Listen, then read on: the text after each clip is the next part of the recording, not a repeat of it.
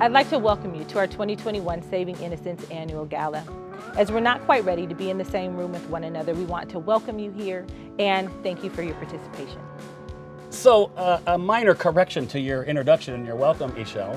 This is the Saving Innocence Virtual Gala. For the second year in a row, we've gone virtual, but last year, I was in khakis in my living room for the gala. Now look at us, look at this background, look at we're dressed up like it's an actual big time event. And it is. Welcome everybody to the Virtual Gala. We're so happy that you're here, but I need to introduce to you my amazing co-host. This is Dr. Ishel Williams. She plays an incredible vital role at Saving Innocence. She's our clinical supervisor, which means she meets every week with all of our case managers and our advocates. And she goes through the heavy content that they're dealing with. They work through different issues. They problem solve what's happening. And she's an important part of our team. Not only that, Ishel is a master trainer. She trains around the country. She trains our partners. She trains our staff. And she trains our prospective foster parents, which you're going to hear a little bit more about later. Thanks, Alan. And I'd like to introduce you to my co-host, Alan Smith. He's our executive director. He has the awesome privilege of leading the charge as we do this work and support one of the most vulnerable populations of youth in Los Angeles County. He also represents men that do the work of really impacting and looking to end commercial and sexual exploitation. Our theme for this evening's gala is Real Moments with Saving Innocence. We're going to be focusing in on some of the real moments that our staff have had while doing the work with the youth that we serve. Well, before we get too real with Saving Innocence, we have to stop everything and give a really huge thank you to all of our corporate sponsors that have contributed already, and all of our table sponsors who've actually purchased virtual tables, and all of our ticket buyers, people that bought a ticket.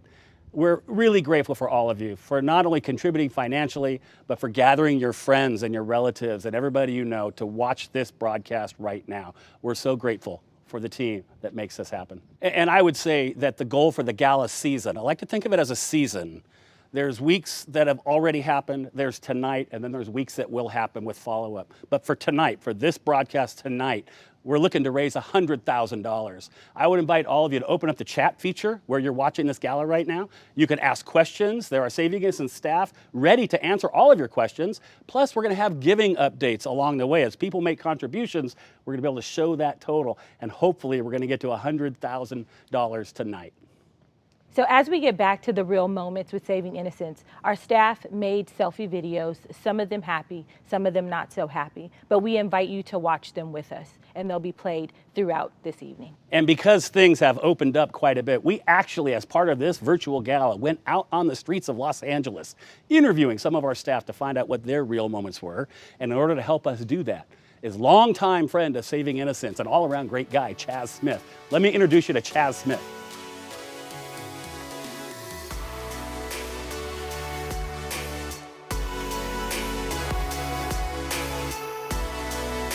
As you can see, just behind us is the beautiful Los Angeles skyline where so many amazing things take place. However, today we're going to talk about some of the things that go on beneath the surface. And here with me are Caitlin and Jasmine, who are two case manager advocates for Saving Innocence. First of all, how are you both doing today?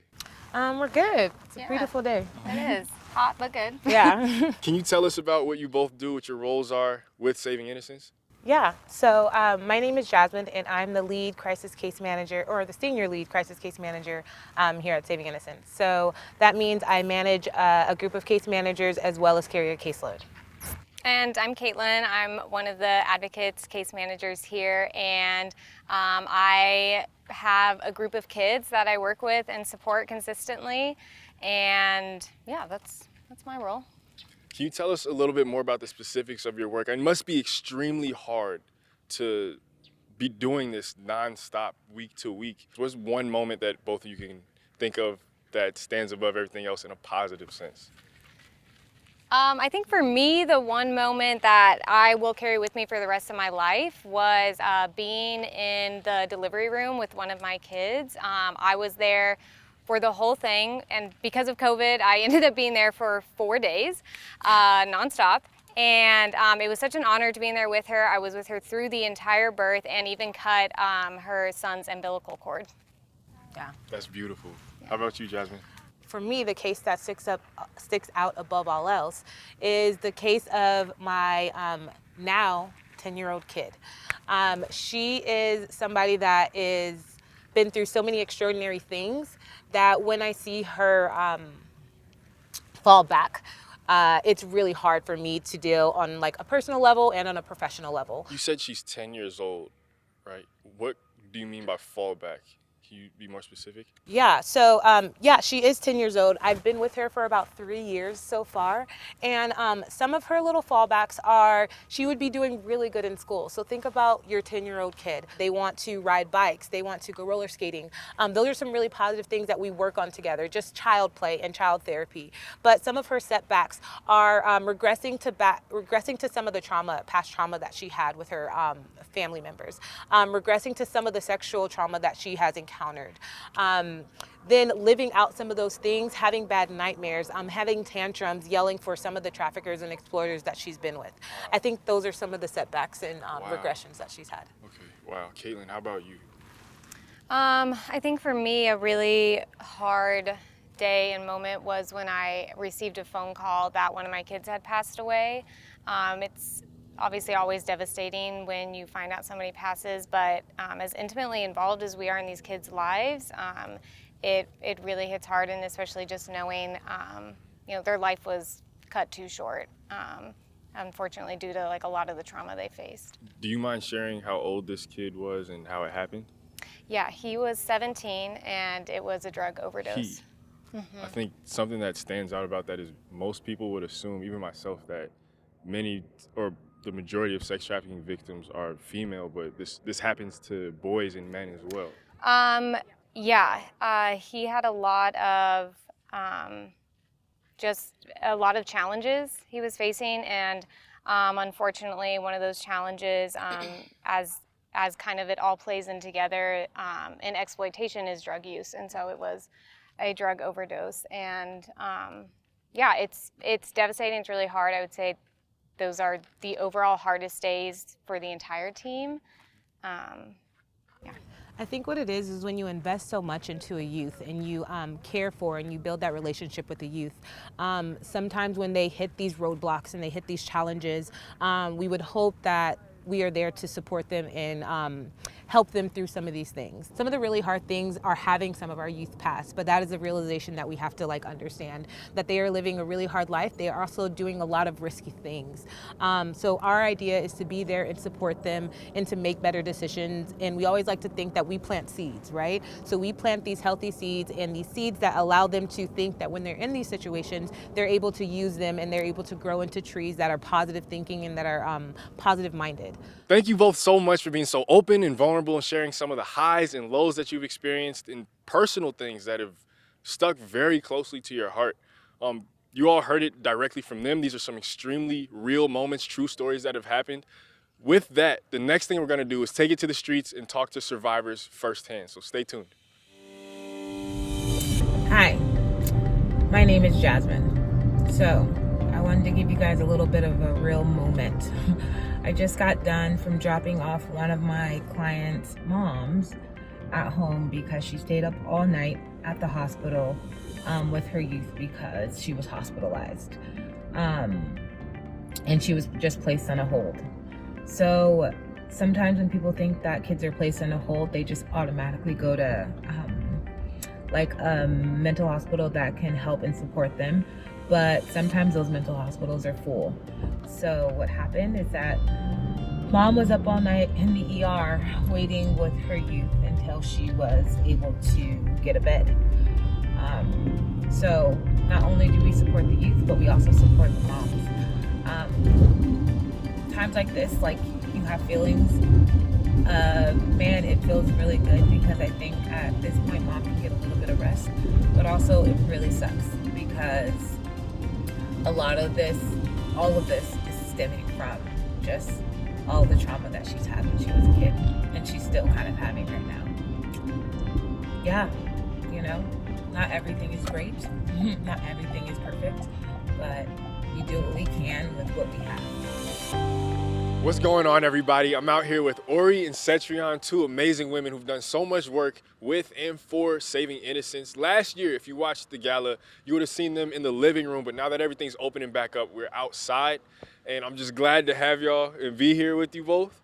How are you doing? What's been going? What's on your mind right now, just considering the topic, the subject of tonight?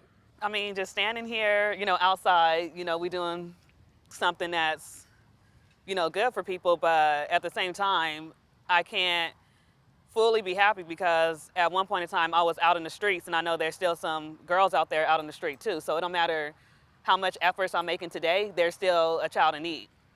How about you, Ori?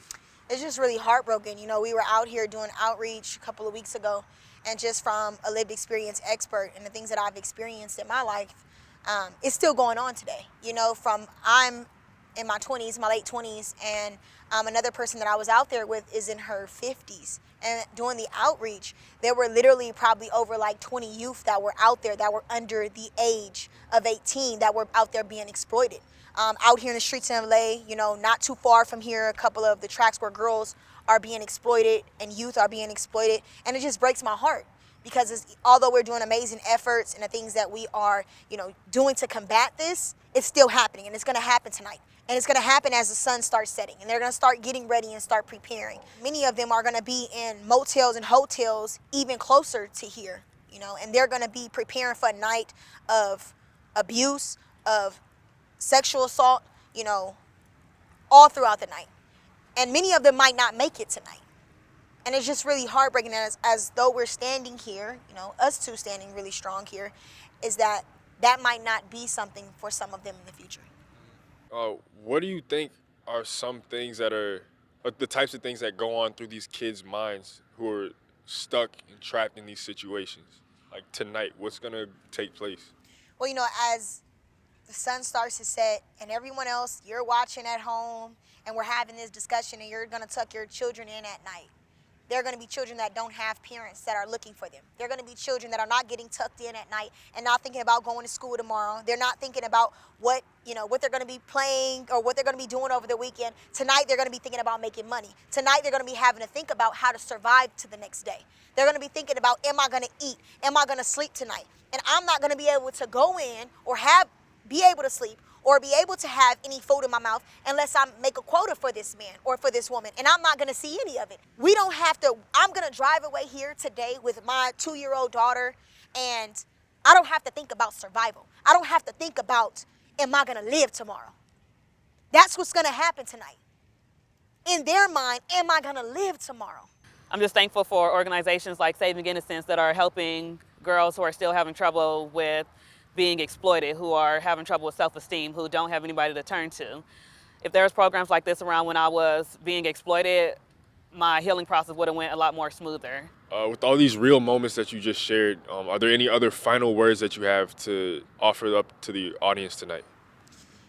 In this literal, actual moment, I couldn't be more grateful for partners who have changed my life through organizations like Saving Innocence by partnering and making sure that they just surrounded me with not just love and not just the hope, but definitely equipped me with the tools, helping out with education, helping me out with, therapy, and helping me out with mentoring services. And it wouldn't be possible without that partnership from people like you that seen something in me a long time ago before I seen it in myself, that was willing to fight for me before I was able to fight for myself, willing to do something when nobody else would. And I just thank you. Cetrion? Just remember that these are all kids. These are somebody's kids. It could be kids in your family, kids to your friends, and it's a everybody thing, not a personal thing like Ori mentioned earlier. So thank you. Thank you so much to both of you for sharing everything you did. It's amazing seeing and just hearing about your stories and seeing where you are now, how much healing you've gone through. It's really a beautiful thing, so thank you. But to everybody else, we have one more location, one more stop, our last one. We're going to be at the LA County Courthouse speaking to the head of the Foster Family Outreach. So stay tuned. 2 of my kids got jobs today, and they shared this with me in person. They waited till they saw me in person to share this great news, and my reaction actually made them really, really happy because they said they had never had anyone be so proud. So this was a very great day. for me as an advocate, to be able to see them happy and to be able to see them grow. Our last stop on the Saving Innocence Real Moments tour is in front of the Los Angeles County Courthouse, where so many children come to hear their very own cases heard.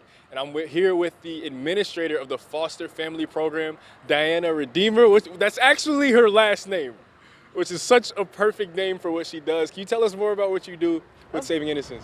Of course. So I am the foster family administrator, just like he said. But before we talk about that, I just wanted to give a few real moments about what happens here in this courthouse. You know, sometimes we have children that are subpoenaed to court to testify against their trafficker, which is really difficult. So our case managers will walk alongside them. We provide snacks, we provide games, and just anything to ease their mind a little bit about, you know, testifying. I actually had a real moment not too long ago that really was frustrating with one of my kids, and the judge was not trauma informed. She was not experiencing working with kids that have experienced commercial sexual exploitation, and it just really made it difficult. She didn't get a fair chance, but thankfully we had a judge that, attorney that was really trauma informed and advocated, and you know, it didn't turn out so bad. Can you talk a little bit more about your day-to-day activities and what the agency does on a person-to-person level? Yes. You know, many times our children are in recovery and they remain in congregate care or group homes. So we are always looking for families. We're recruiting families, specialized training for the families. We do a lot of community-based service where we're going into churches and we're going into different recruitment events trying to find families, because we've found that, you know, without a healthy, intact family, many of our kids become vulnerable again to exploitation. For people who may not want to take the step to foster someone, but want to be a part of the solution, what would you say to them? You know, it's a privilege. You know, our kids are wonderful. Sometimes people are hung up on the fact that they have been exploited or have experienced sexual abuse, but they are resilient, they are beautiful, wonderful kids, and it's a privilege to work with them. And I think anyone that's interested in fostering should really, really, you know, take it into consideration, learn about the training that they're gonna need. It's really not really hard training. It sounds like a lot, but it's really not. It's really interactional and informational, so it's really, really rewarding, and I would encourage anyone to do it. If only there was like some short, animated, concise video that explained all of this as a recap.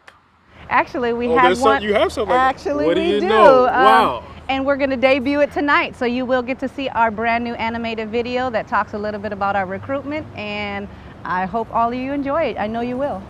Thank you so much for being with us today. It's great to meet you. You too. Thank you. Everybody stay tuned for the last portion of our night. This has been Real Moments with Saving Innocence. Yes. Take care.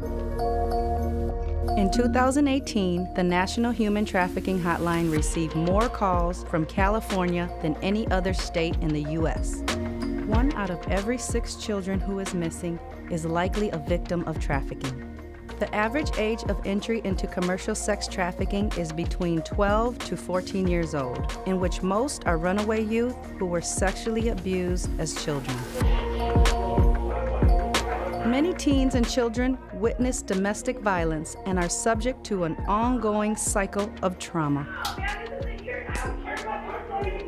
When people behave abusively, they undermine trust in a relationship, which makes their victims more vulnerable to emotional and sexual exploitation.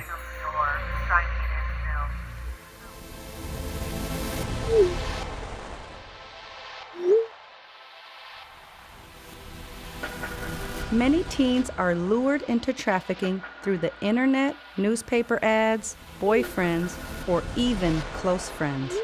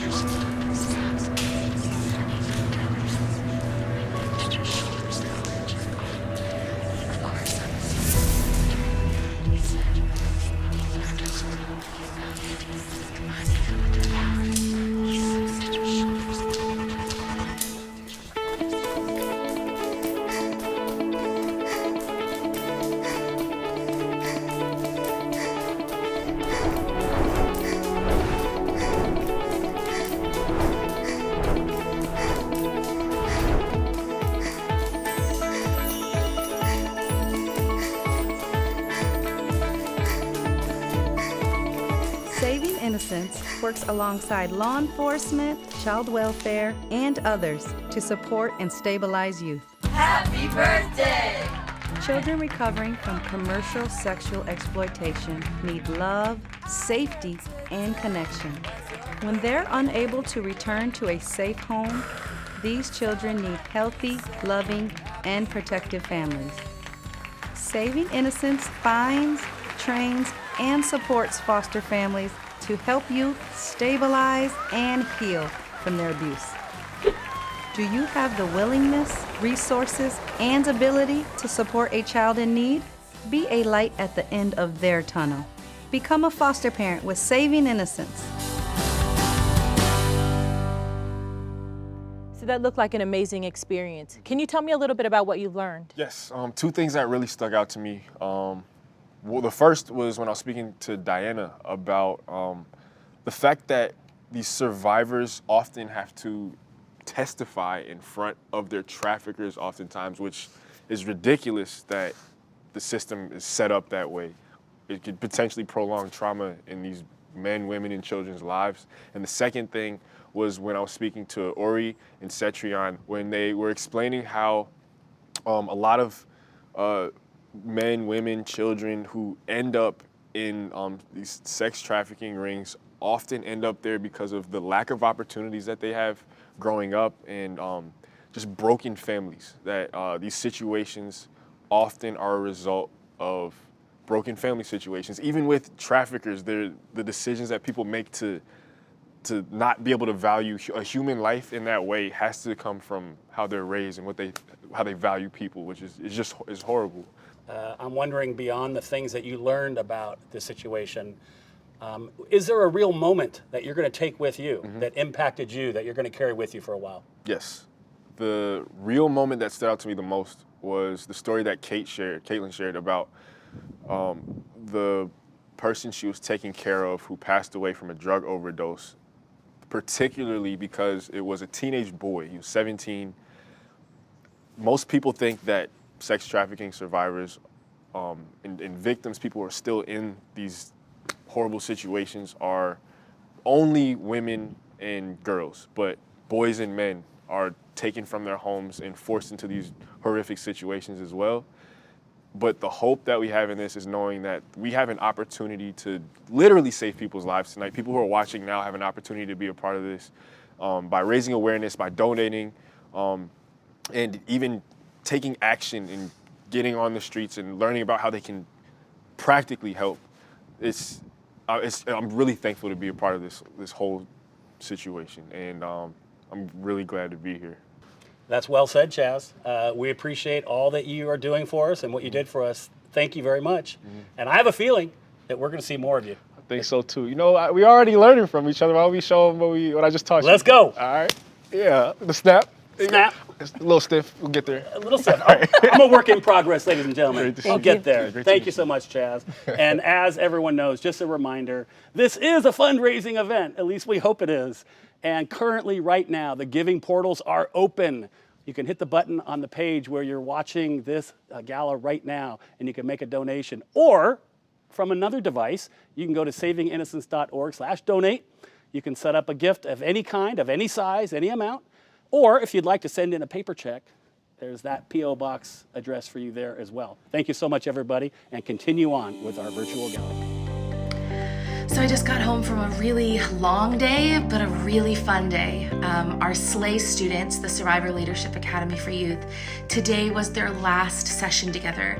And the last piece of their program was a team service project where they got to partner with a local pop-up pantry and participate in a food distribution today. And it was so much fun getting to work alongside them and watching them work as a team and working within their community and just being being leaders among us, and just a really cool opportunity for them to give back.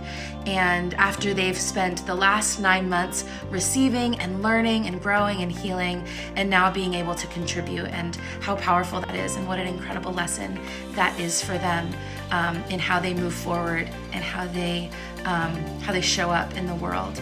And so it was a lot of fun. I'm so excited for them, and I'm so proud of them. Ishel, the final portion of Chaz's interviews, we interviewed Diana, who runs the Saving Innocence foster care program. And we ended with the world premiere, the debut of our Be a Light video, which does a wonderful job depicting what our kids have been through and what possible solutions there are in the terms of foster care. What those of you at home might not know is that Ishel is a nationally known expert on foster care and adoption. She trains around the world, she's a thought leader, and she's a published author on the topic. Ishel, what would you say to our viewers about the importance of family for our kids and the importance of the Saving Innocence Foster Family Agency? Alan, you're too kind. So one of the things that we know is that many of the children that are impacted by commercial and sexual exploitation are from the foster care system. And as they don't have this one important person in their life to be with them, to walk through their journey, what we're trying to do with the Foster Family Agency is to provide support for each and every youth, one parent, one family member at a time. So as it is that one family member that becomes instrumental in their lives, then they learn from us how to be supportive. They learn from us about commercial and sexual exploitation, and they also learn how to support the children one-on-one. And that one-on-one support is exactly what they need. So on every single day, as they learn what we call the PRIDE model of practice, how do we protect children from exploitation? We do that not in homes, but in families. What we know is it's not the home that heals or hurts the child, it's the family that lives in that home. And what we want you to do is to become a part of our organization. That's well said, Ishel. And I might just add that if you can't envision yourself being an actual foster parent, we have another category, a support team, a posse, if you will, of people that will support those who are fostering. The Be a Light video is currently on our website, and we would invite you, after this is over, watch it. Watch it 2 or 3 times. Let it sink in. Find out more about what's going on with these kids. And I have a special request. This is the first thing you can do that's a huge takeaway. Tomorrow, on September 10th, we're going to go viral with that video. We're asking all of our friends, all of our supporters, all of our partners to go on our website, find the Be a Light video on the foster page, and share it to your social media and email it to your friends.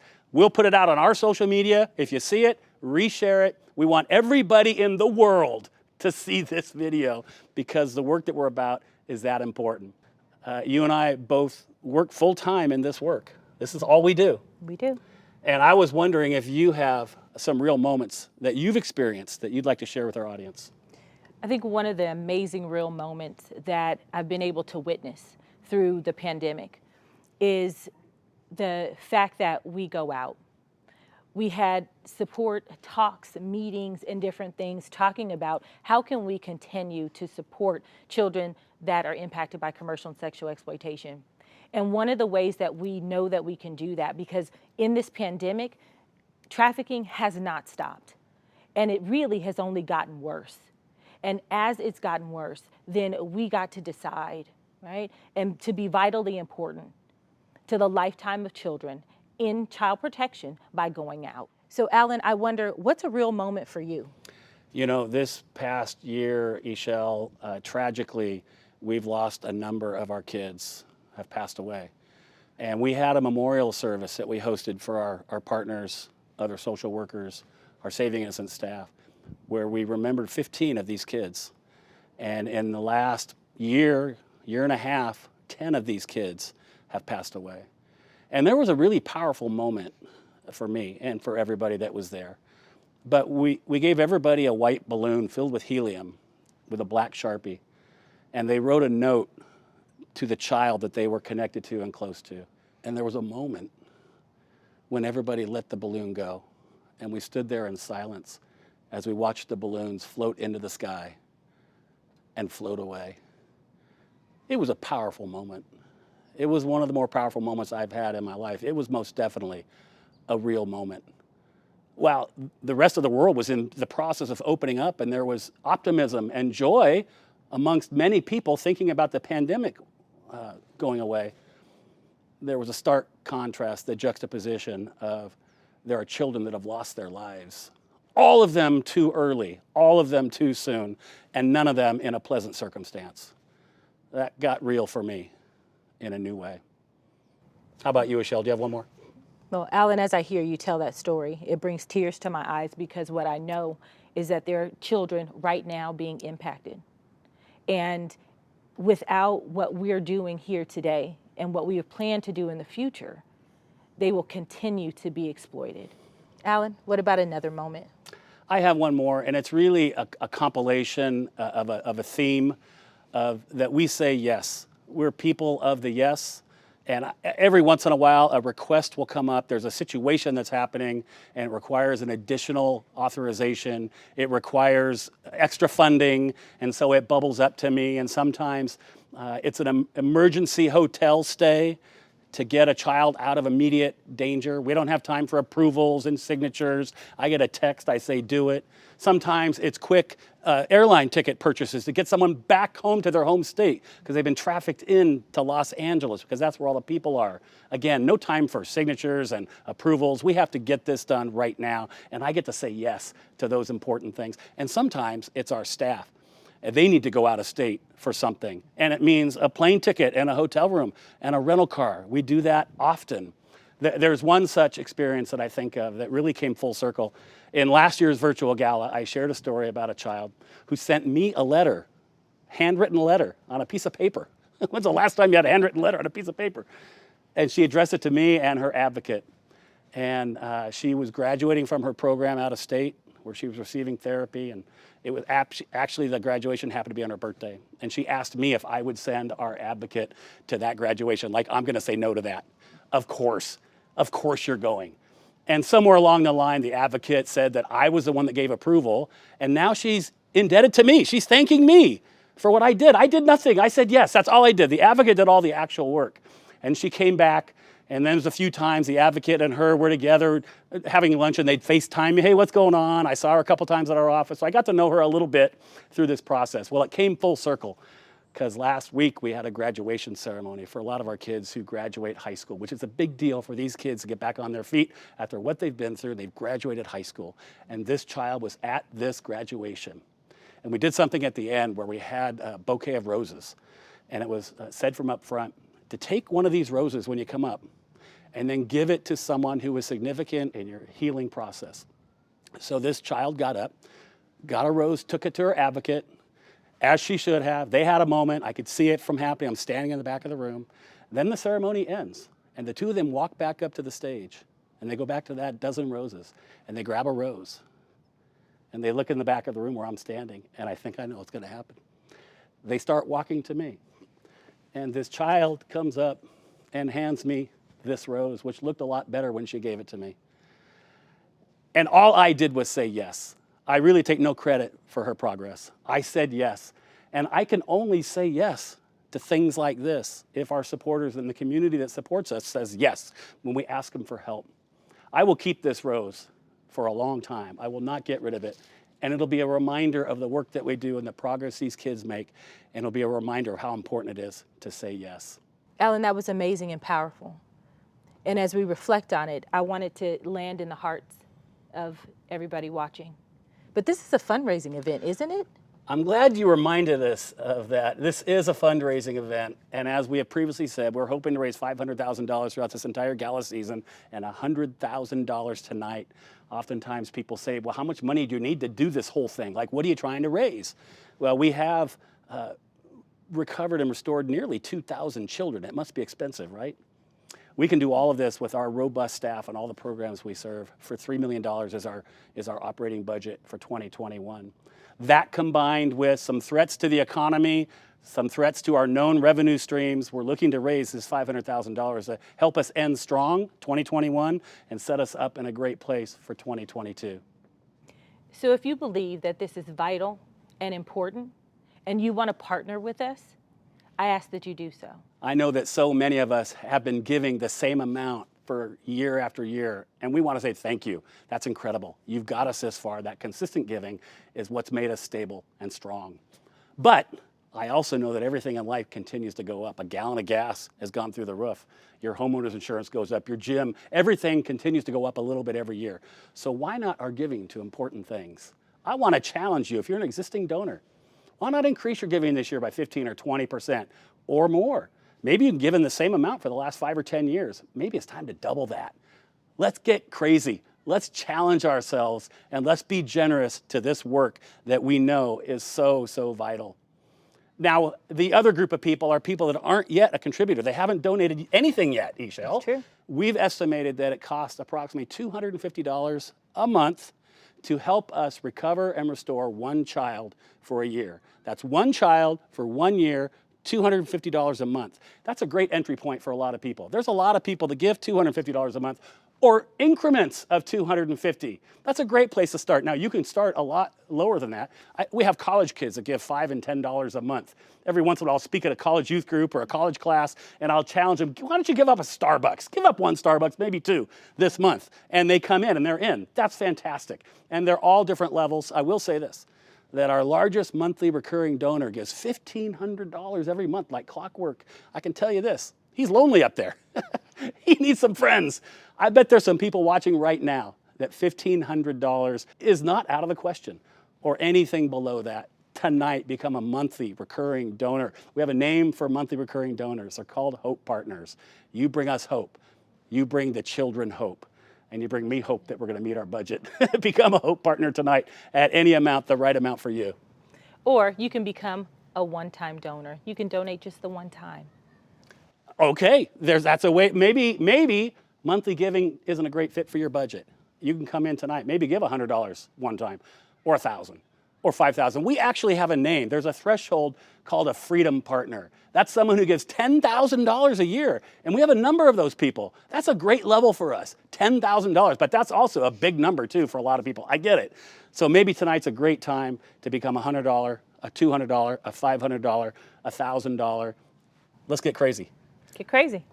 What if you became a monthly recurring donor of an amount that fits, and go on there at the same time and make a one-time gift and give us a shot, an infusion of cash to help us finish the year strong? That'd be incredible. Isha, a lot of people are thinking, sure, I'll give you all my money, but what else can I do? What else do you need? Are there other ways for people to get involved?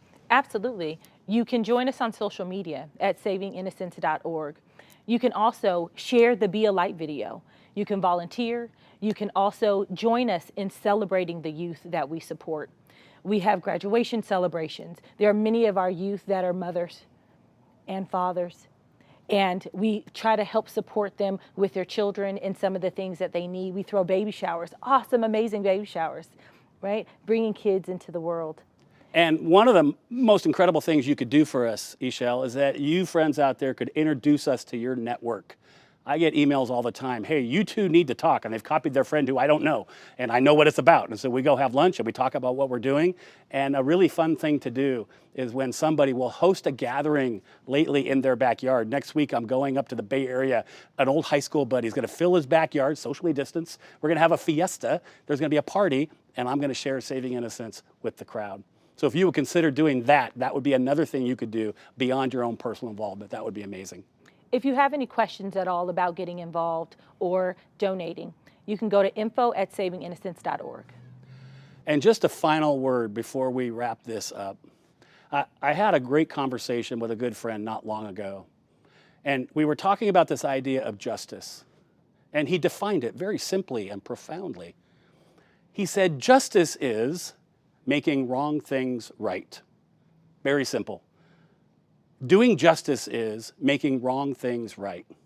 When you think about the work that we do, I can't think of anything more unjust or wrong than one person asserting ownership over another person.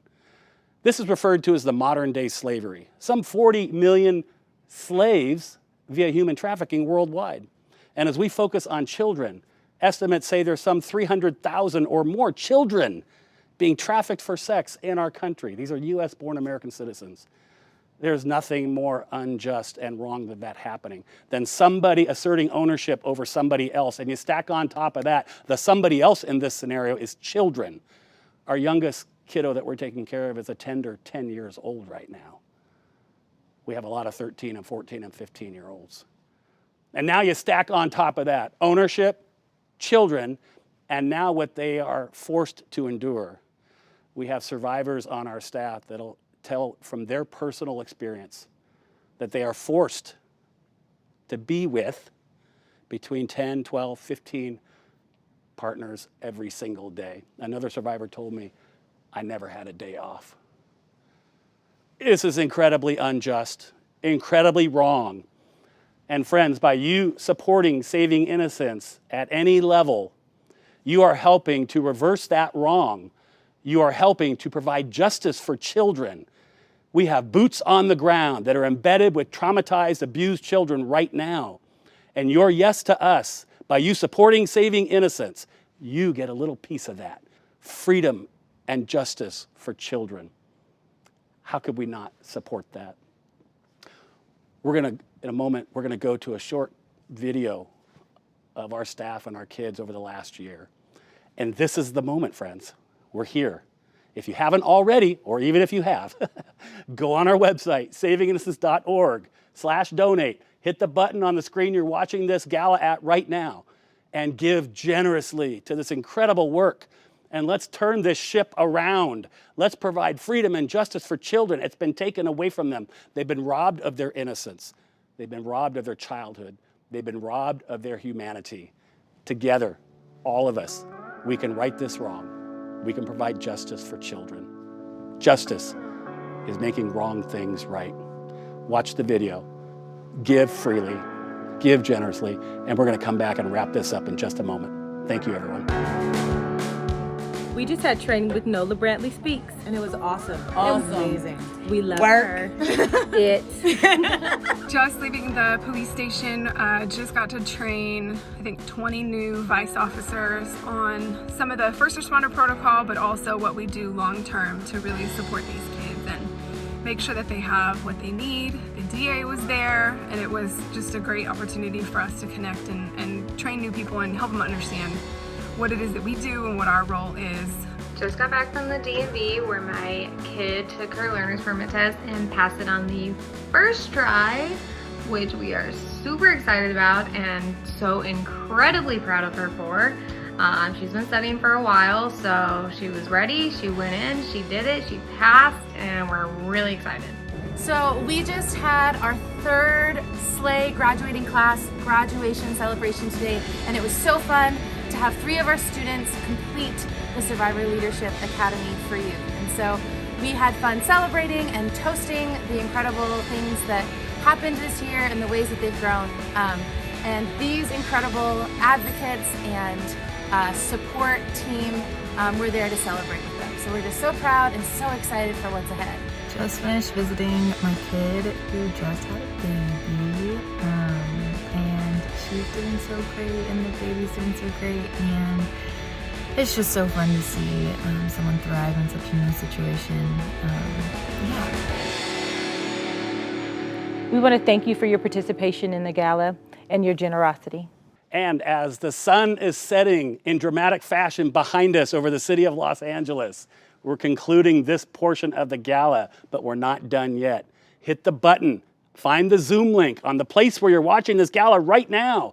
Meet us in the Zoom room because you're going to get a chance to meet a few of our staff, a few of our board members. We'll have a few questions and answers. And this is where we're going to be raffling off all those incredible items. So you may still have a moment or two to buy those last raffle tickets. We're going in the Zoom room. It's starting right now. We'll see you there. Thanks everybody for joining us. It's been great to have you.